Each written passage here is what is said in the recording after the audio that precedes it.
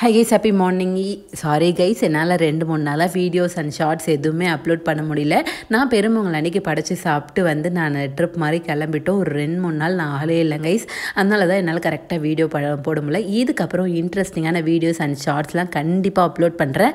மறக்காமல் செக் பண்ணி பாருங்கள். நான் எங்கே போயிருந்தேன்றதையும் அடுத்த வீடியோஸில் சொல்கிறேன். இது வந்து போகி அன்றைக்கி மார்னிங்கே வெஜிடபிள்ஸ் வாங்கலான்னு கிளம்பிட்டேன். சீக்கிரமே போயிட்டேன் கைஸ். ஏன்னா வந்து கொஞ்சம் 6 மணிக்கு அந்த மாதிரி போனீங்கன்னா கூட ரொம்ப ரஷ் ஆகிடும். சீக்கிரமாக போகும்போது ரஷ்ஷு கம்மியாக இருக்கும். ஸோ நான் போய் எல்லா வெஜிடபிள்ஸ்லாம் வாங்கிட்டு வந்து வச்சுட்டு இப்போவே எவ்வளோ ரஷ்ஷாக இருக்குது பார்த்தீங்களா.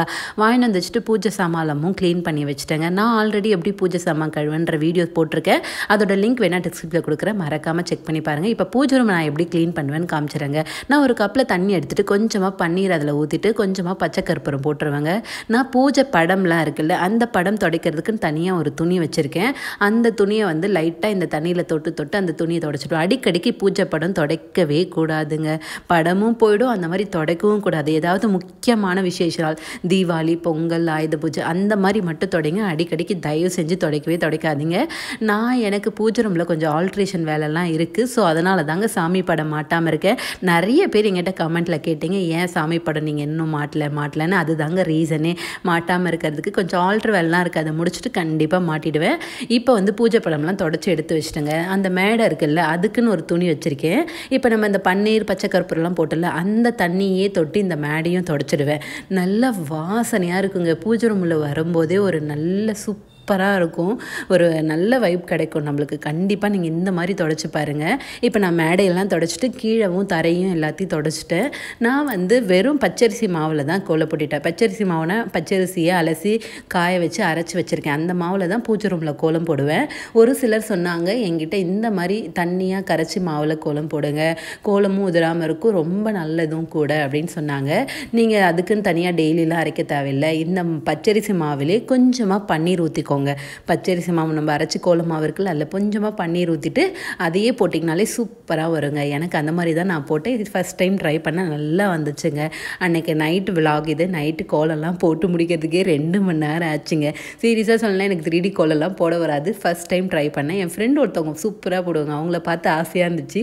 ஸோ அதனால் ஃபஸ்ட் டைம் ட்ரை பண்ண. மறக்காமல் என்னோடய கோலம் எப்படி இருக்குன்னு கமெண்ட்டில் சொல்லுங்கள். எல்லோருக்கும் இனிய பொங்கல் நல்வாழ்த்துக்கள். சாரிங்க லேட்டாக விஷ் பண்ணுறேன்னு நினைக்காதீங்க. என்னால் வீடியோ அன்றைக்கி 2 நாள் போடவே முடியலைங்க. இது வந்து பொங்கல் அன்றைக்கி மார்னிங் நாங்கள் சூரியனுக்கு பூஜை பண்ணுவோம்.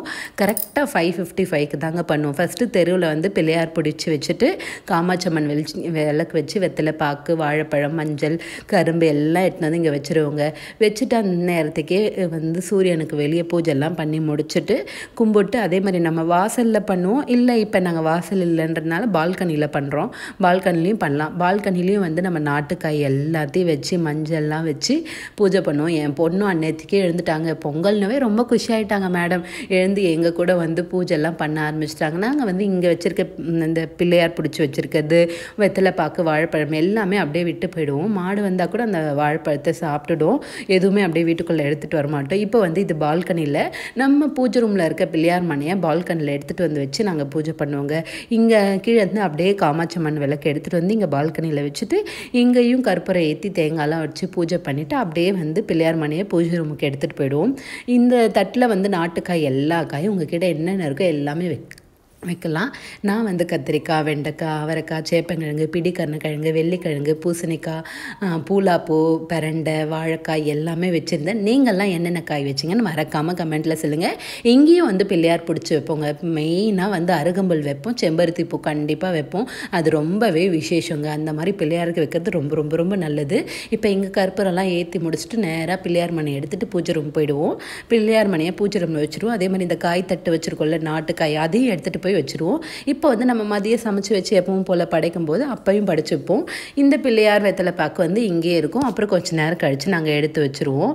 இப்போ வந்து மதியம் சமையல்லாம் சீக்கிரமே ஆகிட்டு இருக்குங்க. நாங்கள் மார்னிங்கே சமைச்சு வச்சு படைச்சிட்டு நான் வந்து ஒரு 10 o'clock 9:30க்கெலாம் கிளம்பிட்டேங்க. வெளியே போகணுன்னு சொல்லியிருந்தேன்ல ட்ரிப்புக்கு.